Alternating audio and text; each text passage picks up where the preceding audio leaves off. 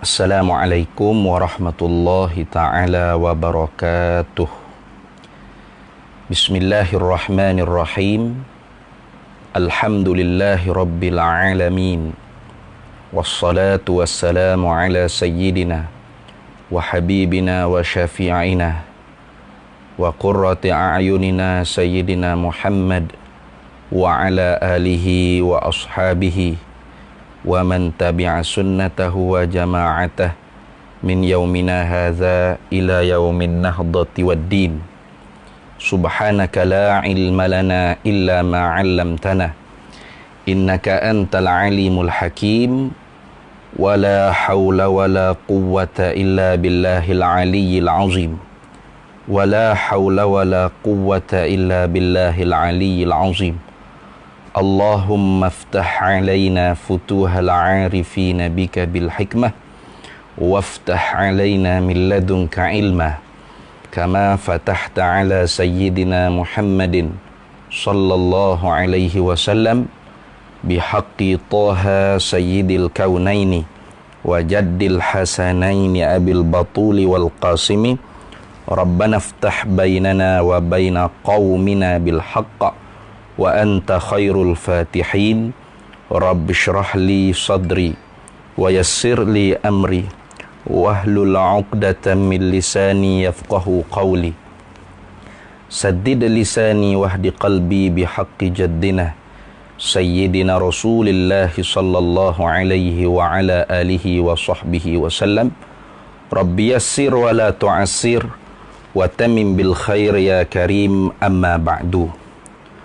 Faqala hadratus syekh Kiai Haji Muhammad Hashim Asy'ari Raisul Akbar bi Jam'iyati Nahdlatul Ulama fi risalatihi Ahlus Sunnah wal Jamaah wal bid'atu kama qala Syekhu Zaruqun fi 'uddatil muridi syar'an ihdatsu amrin fid dini yushbihu an yakuna minhu wa laysa minhu sawa'un kana bisurati aw bil haqiqati liqaulihi sallallahu alaihi wa ala alihi wa sahbihi wa sallam man ahdatsa fi amrina hadza ma laysa minhu fahuwa raddun.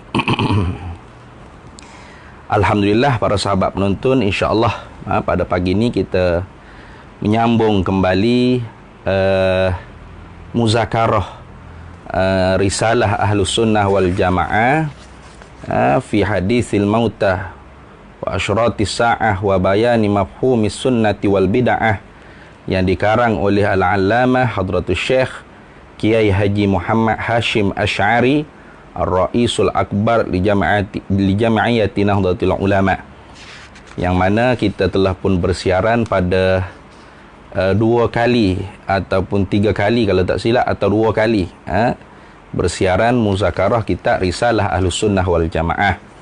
InsyaAllah pada pagi ini kita menyambung lagi perbincangan kita melalui kitab yang dikarang oleh beliau. Pada siaran yang telah lalu, pada perjumpaan yang telah lalu, kita membincangkan tentang apakah makna as-sunnah. Hadratus Syekh Kiai Haji Muhammad Hashim Asy'ari membawa datangkan definisi sunnah pada lughah dan pada syarak melalui kitab kitab kulliyat yang dikarang oleh Imam Abul Baqa Al-Kafawi. Imam Abul Baqa Al-Kafawi di dalam kitab kulliyatnya ketika membahaskan tentang apakah makna as-sunnah dari segi bahasa dan dari segi syarak, dan begitu juga pada uruf. Kemudian kita sendirinya telah pun menambahkan lagi as-sunnah indal muhaddithin, as-sunnah indal usuliyin, dan as-sunnah indal fuqaha'i. InsyaAllah pada hari ini kita menyambung lagi penulisan yang ditulis oleh Hadratus Syekh Kiai Haji Muhammad Hashim Asy'ari dalam Risalah Ahlus Sunnah wal Jamaah. Qala Syekhul Muallifu rahimahullahu ta'ala wa radiyallahu ta'ala anhu wa qaddasallahu sirrahu wa nafa'anallahu bihi wa bi'ulumihi wa barakatihi wa nafahatihi fid daraini amin ya rabbal alamin.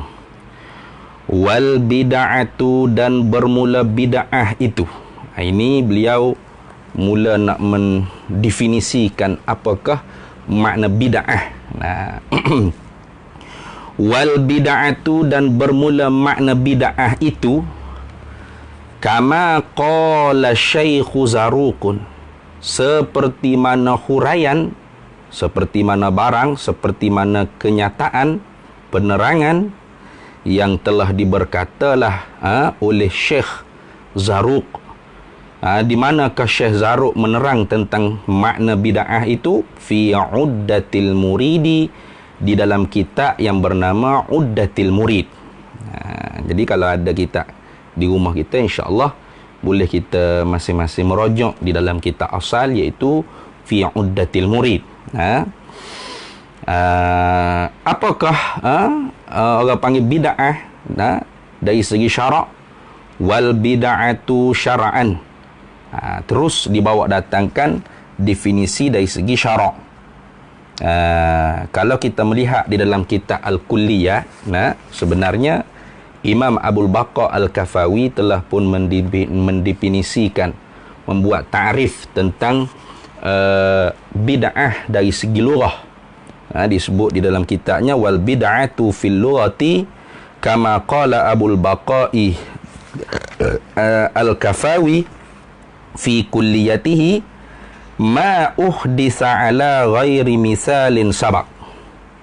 Itu dia panggil bid'ah dari segi bahasa Arab. Apa?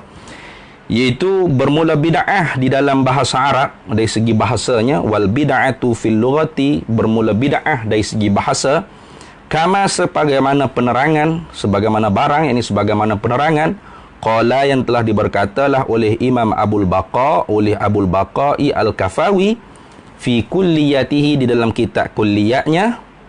Bunyinya bagaimana? Ialah barang, ialah perkara, uhdisa ala ghairi misalin sabak, barang yang diadakan, barang yang diciptakan, diadakan, baharu dibuat, maksudnya diadakan, baharu dibuat, ala ghairi misalin sabak, di atas ketiadaan contoh yang sebelum. Itu dia panggil bid'ah dari segi lughah. Bid'ah dari segi lughah. Ada juga yang membawa datangkan dengan definisinya ikhtira' min ghairi misalin sabiqin. Mereka cipta daripada ketiadaan contoh yang terdahulu. Itu dia panggil bid'ah dari segi lughah. Maka kan itu, kalau makna bid'ah itu digunakan kepada Allah, maka dengan makna bagaimana? Wa idza stu'mila fillahi ta'ala, maka apabila dipergunakan bid'ah tu pada Allah, fahuwa, maka al-ibda', mana ibda', mana bid'ah, al-ibda' tadi tu ijadu syai'i bi ghairi alatin wala maddatin wala zamanin wala makanin. Itu. Jadi Allah Subhanahu wa taala memang di dalam Al-Quran disebutkan, tu badi'us samawati wal ard. Badi'us samawati wal ard. Artinya apa? Ijadu syai' bi ghairi alatin wala maddatin wala zamanin wala makanin. Artinya Allah Ta'ala menciptakan sesuatu dengan ketiadaan alat, dengan tanpa menggunakan bahan-bahan.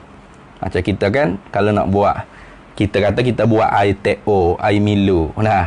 Itu bukan makna kita berbuat, kerana sudah ada air, sudah ada bahannya. Itu. Sedangkan Allah Ta'ala mencipta langit dan bumi ni tanpa alat, tanpa bahan. Itu maksud. Jadi itulah bid'ah dari segi lughah yang disebut oleh Imam Abul Baqa' Al-Kafawi di dalam kitab kulliyahnya. Apa? Ma uhditha ala ghairi mithalin sabaq. Perkara yang diadakan, yang diciptakan di atas ketiadaan contoh yang terdahulu. Maka Hadratus Syekh Kiai Haji Muhammad Hashim Asy'ari tidak membawa datanglah bid'ah dari segi bahasa tu. Terus ditujukan bid'ah dari segi syarak, tetapi menakalkan daripada definisi yang dinyatakan oleh Syekh Zarruq di dalam kitab Uddatil Murid. Baik. Wal bid'atu, dan bermula bid'ah itu kama seperti mana barang, yakni seperti mana penerangan huraian qala yang telah diberkatalah asy-syaikhu oleh Syekh Zarruqun, oleh Syekh Zarruq fi Uddatil Muridi, di dalam kitab yang bernama Uddatil Murid. Bid'ah itu syara'an menurut istilah syarak. Apakah ia? Khabar ihdatsu amrin, mengada-ngadakan satu perkara, satu pekerjaan fiddini, di dalam agama. Itu mengada-ngadakan satu pekerjaan di dalam agama, yushbihu, yang menyerupai, itu yang menyerupai, yushbihu an yakuna minhu ay minad dini, yang menyerupai oleh bahawa adalah ia daripada agama. Walaisa, padahal wawul hal, walaisa, padahal tidaklah, walaisa ay walhal, padahal tidak adalah ia, minhu ay minad dini, tidak adalah ia daripada agama. Itu. Jadi bid'ah dari segi syarak, sebagaimana yang diterangkan oleh Syekh Zarruq di dalam kitab Uddatil Murid, ialah ihdatsu amrin, mereka-rekakan satu pekerjaan fiddini, di dalam agama, yushbihu ayyakuna minhu, bahawa adalah pekerjaan tersebut, ayyakuna, bahawa adalah ia pekerjaan tersebut, minhu, menyerupai, bahawa menyerupailah oleh bahawa adalah ia pekerjaan tersebut, minhu ay minad din, walaisa minhu, padahal bukanlah ia satu pekerjaan tadi tu yang direka-reka tadi tu, minhu ay minad din, padahal bukan daripada agama. Itu dia panggil bid'ah dari segi syarak. Sawaun kana bisurati au bil haqiqati, sama adalah ia pekerjaan tersebut dengan rupa ke atau dengan hakikat sebenar sungguh. Tu sama ada dengan rupa ke atau dengan hakikat sungguh. Kita kata dengan rupa tu seumpama kita kata seperti rupa mana, seperti kita duk kata ni bayar zakat dengan online, nikah online kata ni. Tidak ada zaman Nabi tu. Tu jadi ada setengah orang kita ni ketika mana kita membuat bid'ah seperti tahlil arwah, seperti maulidur rasul, seperti apa-apa sajalah yang telah pun diperjalani oleh alim ulama kita, tutup guru pondok kita, baca berzanji dan sebagainya, maka dengan kerasnya menentang, kerana tidak ada di zaman Nabi perbuatan tersebut, tidak ada. Tapi sedangkan apabila mereka sendiri mengadakan sesuatu yang tidak ada di zaman Nabi, mereka kata ini bukan ibadah khusus, dari sini. Ini hanya wasilah saja. Nikah itu bukankah ibadah? Ya, ibadah dia kata, tetapi kita online, akad nikah online itu hanya wasilah saja. Bukankah dia telah berpegang bahawasanya tiap-tiap bid'ah itu semua sesat, tidak terkecuali? Dia kata bid'ah dalam urusan agama saja yang sesat, dalam urusan dunia tidak. Bermakna awak sendiri telah pun memakai makna kullu bid'atin itu tidak dengan makna jami', tidak dengan makna sekalian, bahkan dengan makna majmu'. kenapa ketika mana ulama-ulama kita menerangkan bahawasanya bid'ah kullu bid'atin di situ bukan dengan makna semua, bukan dengan makna jami', kalian telah menentang. Bahkan ada yang lebih hebat lagi mengatakan, apakah kamu lebih hebat daripada Nabi? Nabi mengatakan semua bid'ah itu sesat. Tiba-tiba kamu kata kullun di situ bukan kullu bid'atin, itu bukan semua bid'ah itu sesat, sebahagian besar bid'ah itu sesat. Ada yang mengeluarkan statement seperti itu. Contohnya seperti saudara kita yang berada di Terengganu tu, yang mana beliau orang Arab daripada Syria, dulunya mengakui bahawasanya ada bid'ah hasanah, bid'ah sayyi'ah, bid'ah dalalah, bid'ah mahmudah. Tetapi tak tahu kenapa sekarang ni dah berubah pandangan. Bahkan berani mengatakan orang yang membahagikan bid'ah kepada dua, bid'ah hasanah, bid'ah dalalah, bid'ah mahmudah, bid'ah sayyi'ah tu, artinya mereka yang menganggap diri mereka lebih bijak, lebih alim daripada Nabi sallallahu alaihi wasallam. Astaghfirullahalazim. Ini satu tohmahan yang tidak baik. Kenapa nak mengelirukan masyarakat? Sepertilah yang berlaku perbincangan ilmiah di antara ayahanda kita Al-Fadil Ustaz Engku Fadil dengan Dr. Ruzaimi, Al-Fadil Dr. Ruzaimi, di beberapa tahun yang lalu, masih ada dalam YouTube. Artinya setelah perbincangan bahasnya panjang, akhirnya memang terbukti bahawasanya mereka sendiri mengakui bahawasanya bukan semua bid'ah itu sesat. Jadi kalau mereka mengatakan kullu bid'atin dalalah, artinya semua bid'ah, semua yang direka-reka itu sesat, bermakna tak boleh lah zakat pakai online kat sini. Kalau nikah online tu memanglah kuat hujah mengatakan tidak sah nikah online. Tidak boleh dikiaskan dengan bab muamalat. Tidak boleh dikiaskan dengan bab muamalat. Kerana bab farak ni asalnya haram. Maka ihtiyat dalam bab farak ni wajib, mesti. Jadi kalau bab muamalat tu memanglah asas al-aslu fil asya', asas sesuatu di dalam bab muamalat tu memang al-ibahah, memang harus. Maka tak boleh kiaskan nikah online tu seperti kita membeli berniaga secara online, Lazada dan sebagainya. Kerana tidak sama di antara muamalat dan munakahat. Munakahat tu ialah tentang faraj, maka bab farak ni memang asalnya ialah haram, melainkan dengan nikah yang sah. Maka itu kita serahlah kepada yang lebih-lebih alim, lebih-lebih alim yang memperbahaskannya. Tetapi orang yang telah mengeluarkan fatwa bahawasanya nikah online itu boleh-boleh saja, kerana darurat PKP di musim Covid, maka dia menanggunglah apa-apa yang telah pun dia keluarkan statement, sehingga ada yang mengangkat nikah secara online. Setelah nikah secara online, kemudian mendatangi isterinya secara offline. Itu yang pelik tu.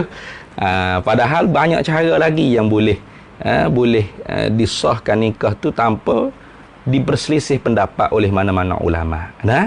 Contohnya dengan mewakilkan akad. Tu kerana ijab qabul tu boleh diwakilkan. Boleh diwakilkan, tidak ada masalah. Jadi apabila timbul isu nikah online, tiba-tibanya boleh pula mengatakan itu bukan bid'ah, dalalah, kerana itu bukan urusan ibadat. Nikah bukan ibadat. Ya, dia kata nikah tu ibadat, tetapi akad nikah secara online tu hanya wasilah saja. Lah, kata kullu bid'atin dalalah, tiap-tiap yang bid'ah tu semuanya sesat. Bukan kullun dengan makna majmu', tapi jami' sekaliannya, semua sekalinya. Jadi dia berkata, yang dikatakan semua bid'ah tu sesat ialah bid'ah di dalam ibadah. Dia kata, Kalau kita awak sendiri yang telah membahagikan, Nabi tidak sebut kullu bid'atin dalalah tu ai fil ibadati faqat. Tidak ada di dalam hadis Nabi menyatakan seperti demikian itu. Mengapakah apabila giliran ulama seperti ulama-ulama kita Imam Nawawi, Imam Syafi'i membahagikan bid'ah kepada mahmudah, sayyi'ah, hasanah, dalalah, apatah lagi Syekh Izzuddin Ibn Abdus Salam Sultanul Ulama membahagikan bid'ah sehingga kepada 5. Bahkan dalam kitab ni kalau ditengok nanti pada muka surat 7 tu Al-Mizanus Salis Mizanut Tamyiz bisyawahidil ahkam wa huwa tafsiliyun yang qasimu ila aqsami syari'ati as-sittah a'ni al-wujubah wan nadbah wat tahrima wal karahata wal khilaf al aula wal ibahata. Jadi bid'ah tu ada sampai 6. Bid'ah wajib, bid'ah sunnah, bid'ah haram, bid'ah makruh, bid'ah khilaful aula, bid'ah haruh. Itu lagi dahsyat. Kalau Syekh Izzuddin Ibn Abdus Salam, kalau tak silap saya, bid'ah 5. Jadi apabila giliran kita, boleh pula kita membahagikan bid'ah. Tapi apabila ulama membahagikan bid'ah, kita mengatakan ulama tu merasakan lebih bijak daripada Nabi dan sebagainya. Ini tidak bolehlah kita berhujah seperti demikian itu. Baik. Au bil haqiqati, atau dengan secara hakikat sebenar. Mana contoh? Seperti sembahyang maghrib 3 rakaat dijadikan 30 rakaat. Atau subuh 2 rakaat saja dijadikan 20 rakaat. Nak menambah waraknya, nak menambah imannya katanya. Itu dia panggil bid'ah dari segi syarak. Apa? Ihdatsu amrin fid dini yushbihu ayyakuna minhu wa laysa minhu sawaun kana bisurati au bil haqiqati.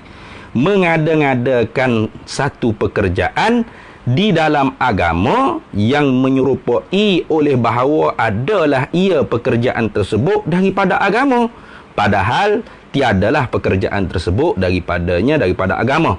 Sama adalah ia pekerjaan tersebut dengan secara surah gambaran atau dengan secara hakikah, diri yang sebenar tu. Kenapa diberikan definisi Syekh Zarruq di dalam kitab Uddatil Murid mendefinisikan bid'ah secara syarak tu seperti itu bunyinya? Ini ilak liqaulihi, kerana sabdanya sabda Nabi, liqaulihi sallallahu alaihi wa ala alihi wa sahbihi wa sallama, kerana sabdanya Nabi sallallahu alaihi wasallam, man ahdasa fi amrina hadza ma laysa minhu fahuwa raddun. Kerana sabdanya Nabi sallallahu alaihi wasallam, man barang siapa ahdasa yang mengada-ngadakan fi amrina hadza di dalam urusan kami ini, di dalam pekerjaan kami ini, yakni pekerjaan agama kami ini, ma akan barang maf'ul laisa minhu, yang tidak adalah ia barang tu, minhu ay min amrina, daripada urusan agama kami, fahuwa maka ia barang, maka fahuwa maka bermula ia barang tersebut radun, ialah tertolak. Baik. Jadi Allahumma salli ala Sayyidina Muhammad. Cuba kita lihat kalau mengikut syarah bagi hadis ni. Hadis yang diriwayatkan oleh Aisyah radhiyallahu taala anha wa alaiha salam, dikeluarkan oleh Al-Bukhari, oleh Imam Bukhari, yang mana lafaznya man ahdasa fi amrina hadza ma laisa minhu fahuwa raddun. Apa maksud dengan fi amrina? Barang siapa yang mengada-ngadakan di dalam urusan kami, fi amrina di dalam pekerjaan kami, di dalam urusan kami, ai fi dinina, tu di dalam agama kami. Itu di dalam agama kami. Bahkan waqad ja'at riwayatun bilafzi fi dinina. bahkan ada orang panggil datang oleh beberapa riwayat, oleh satu riwayat yang lain lah, maknanya wa qad ja'at riwayatun bil lafzi fi dinina, dan sesungguhnya telah datanglah oleh satu riwayat dengan lafaznya fi dinina. Dalam riwayat yang lain ada diriwayatkan Nabi sallallahu alaihi wasallam bersabda, man ahdasa fi dinina haza ma laisa minhu fahuwa raddun. Jadi amrina di sini dengan makna dinina. Fi amrina ai fi dinina. Barang siapa yang mengada-ngadakan di dalam urusan kami, ini di dalam agama kami ini, ma laisa minhu. Tu. Tu. Dikait tu. Tu dikait. Ada qait. Ma laisa minhu tadi tu ada qait. Bukan Nabi sallallahu alaihi wasallam mengatakan man ahdasa fi amrina fahuwa raddun terus. Tidak. Nabi tidak mengatakan secara mutlak man ahdasa fi amrina fahuwa raddun. Barang siapa yang mengada-ngadakan di dalam agama kami ini, di dalam urusan kami ini, maka tertolak. Tidak. Cuba perhatikan hadis Nabi sallallahu alaihi wasallam. Kenapakah didatangkan ma laisa minhu? Artinya Nabi sallallahu alaihi wasallam tidak menyebut secara itlaq. Tidak disebut dengan secara itlaq. Walam yakul man ahdasa fi amrina fahuwa raddun. Tidak Nabi sallallahu alaihi wasallam mengatakan barang siapa mengada-ngadakan di dalam agama kami ini terus tertolak. Tidak. Bahkan Nabi sallallahu alaihi wasallam mengatakan man ahdasa fi amrina haza ai fi dinina haza ai Islam ni ma laisa minhu. Dikaitkan. Barang siapa yang mengada-ngadakan di dalam agama kami ini, urusan agama kami ini, yakni agama Islam ni, mengada-ngada tu ma laisa minhu ai ma laisa min dinina. Barang yang tidak adalah ia daripada agama kami. Tu. Maka falazima fi lafzi hadis Aisyah i'tabaru makna hadzal qaid. Fa inna mafhumahu annama huwa muwafiqun lid-dini falaisa mardudan. Tu. Jadi qaid yang disabdakan oleh Nabi sallallahu alaihi wasallam ni bukanlah qaid yang sia-sia. Inilah yang menjadikan seseorang yang orang panggil yang usuli, orang yang nak beristidlal dengan nas, ahli usul, memerhati ibarah, mantuk daripada hadis ni, maka mengertilah adanya ma fuhima minhu, barang yang difaham daripada mantuk. Ma fuhima minal mantuk, iaitu dia panggil mafhum. Mafhum mukhalafah. Mafhum tu ada mafhum mutabaqah, mafhum mukhalafah. Artinya bila Nabi sallallahu alaihi wasallam mengatakan man ahdatsa fi amrina haza ai fi dinina haza ma laisa minhu fahuwa raddun. Mafhum yang difahaminya man ahdatsa fi amrina haza ma huwa minhu fahuwa maqbulun. Begitu. Apabila Nabi mengatakan barang siapa yang mengada-ngadakan di dalam agama kami ini akan perkara yang tidak adalah ia daripada agama kami, maka barang yang direka-reka tadi tertolak. Difahamkan. Artinya kalau seseorang mereka-rekakan di dalam agama Islam perkara yang ada sumbernya daripada Islam, daripada agama Islam, maka barang tersebut tidak tertolak, bahkan diterima. Itu difaham seperti itu. Kerana Nabi sallallahu alaihi wasallam tidak mengatakan dengan secara mutlak man ahdatsa fi amrina fahuwa raddun. Barang siapa yang mengada-ngadakan di dalam agama kami ini, maka tertolak. Lepas tu bagaimana dengan hadis Bukhari yang lain? Man amila amalan laisa min amrina fahuwa raddun. Man amila amalan, barang siapa yang beramal akan satu amalan, laisa min amrina, bukan daripada agama kami, fahuwa raddun, maka ia amalan tersebut tertolak. Itu kan bukankah seperti itlaq? Maka hadis mutlak tu mesti ditanggung di atas hadis yang muqayyad. Nah, artinya barang siapa yang beramal dengan amalan yang tidak ada daripada urusan agama kami, langsung tidak ada sumbernya daripada Islam, maka memanglah amal itu tertolak. Seperti sembahyang maghrib 40 rakaat. Atau berselawat di dalam bilik air, dalam toilet. Memang tidak ada daripada agama. Tapi apabila berselawat di celah-celah tarawih, selesai 2 rakaat, Allahumma salli ala sayyidina Muhammad sallallahu wasallam alaih, maka itu tidak ada larangannya. Walaupun tidak ada suruhannya. Suruhan tidak ada, larangan tidak ada. Maka keumuman suruhan, ya ayyuhalladzina amanu sallu alaihi wa sallimu taslima, umum.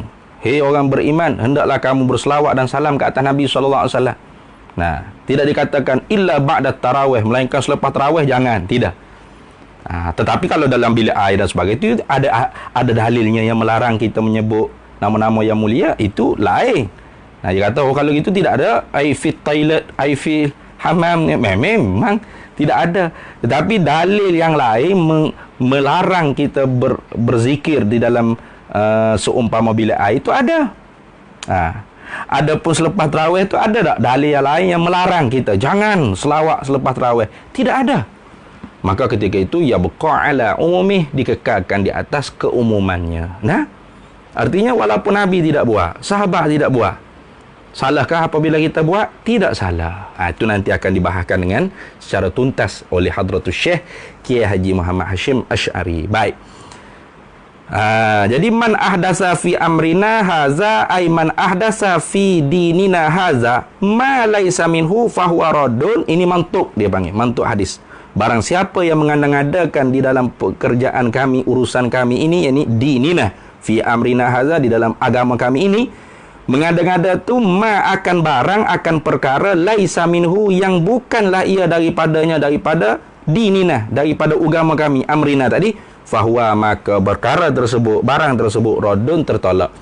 Artinya mafhum mukhalafahnya, man ahdasa fi amrina haza, ay man ahdasa fi dinina haza ma huwa minhu fahuwa maqbulun. Barang siapa yang mengada-ngadakan di dalam urusan kami ini, di dalam agama kami ini, akan barang yang bermula barang tu ada daripadanya, daripada agama kami ini, maka barang tersebut, perkara tersebut tidak ditolak, bahkan diterima. Itu. Wa qawlihi sallallahu alaihi wasallam, ni ataf pada kata qawlihi sallallahu alaihi wasallam yang tadi. Ai li qawlihi, kerana sebedanya Nabi sallallahu alaihi wasallam, wa kullu muhdatsatin bid'atun, dan bermula tiap-tiap yang baharu itu ialah bid'ah. Tiap-tiap yang baru itu ialah perkara yang diada-adakan, bid'ah. Wa qad bayyana al-ulama'u, dan sungguhnya telah meneranglah oleh ulama, rahimahumullahu, mudah-mudahan merahmatilah akan mereka itu ulama oleh Allahu. Apa yang diterangkan oleh ulama? Annal ma'na fi haditsaini, akan bahawa sebermula makna di dalam dua hadis al-mazkuraini yang tersebut tadi. Mana dua hadis yang tersebut? Man ahdasa fi amrina hadza ma laisa minhu fahuwa raddun, satu hadis. Yang kedua, kullu muhdatsatin bid'atun, hadis yang kedua. Annal ma'na fil haditsaini al-mazkuraini, bahawasanya bermula makna di dalam dua hadis yang tersebut itu raji'un, ialah kembali li taghyiril hukmi, kembali bagi pengubahan hukum syarak, ubah hukum. Lagu mana?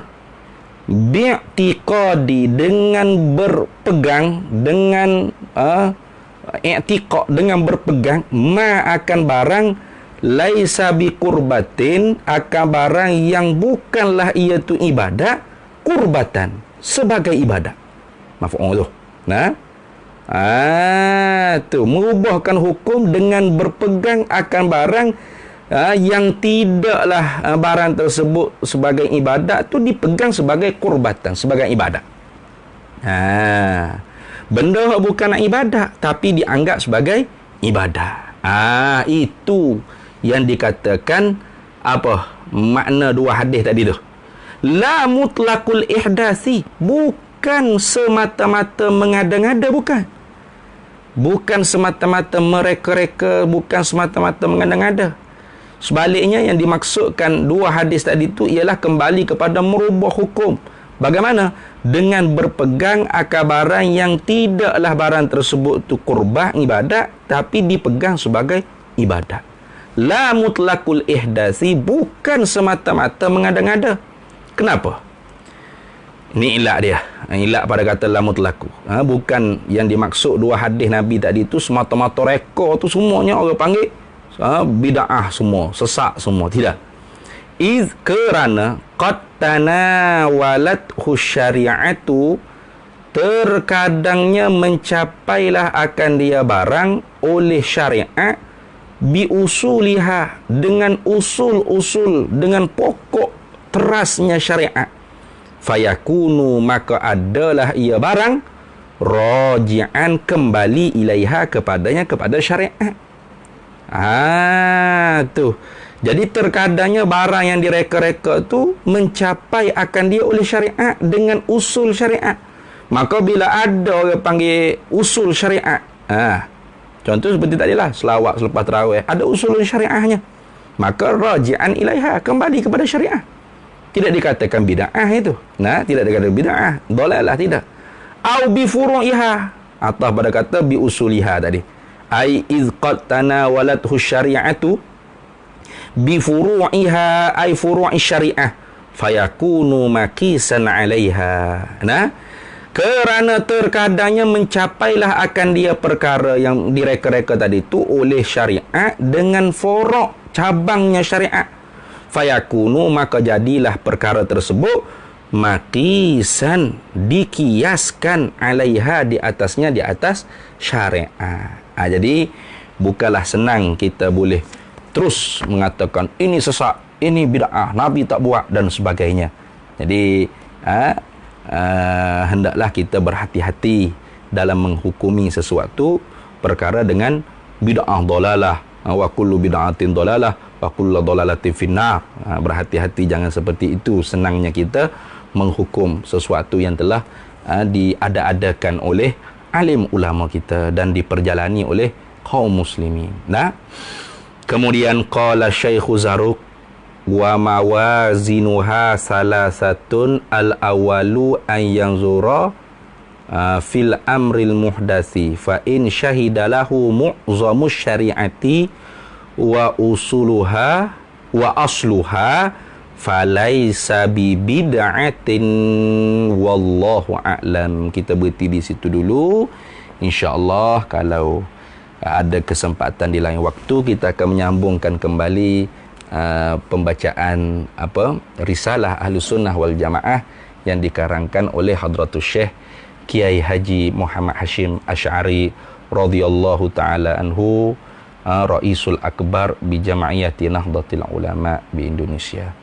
Jadi yang baik datang daripada Allah dan yang buruk daripada kelemahan diri. Hadanallahu wa iyyakum ihdinas siratal mustaqim. Wallahu a'lam wa ilmuhu atam yu'til hikmata man yasha wa man yu'tal hikmata faqad utiya khairan katsira wa ma yadhakkaru illa ulul albab wallahul muwafiq ila aqwamit thariq. Wassalamualaikum warahmatullahi taala wabarakatuh.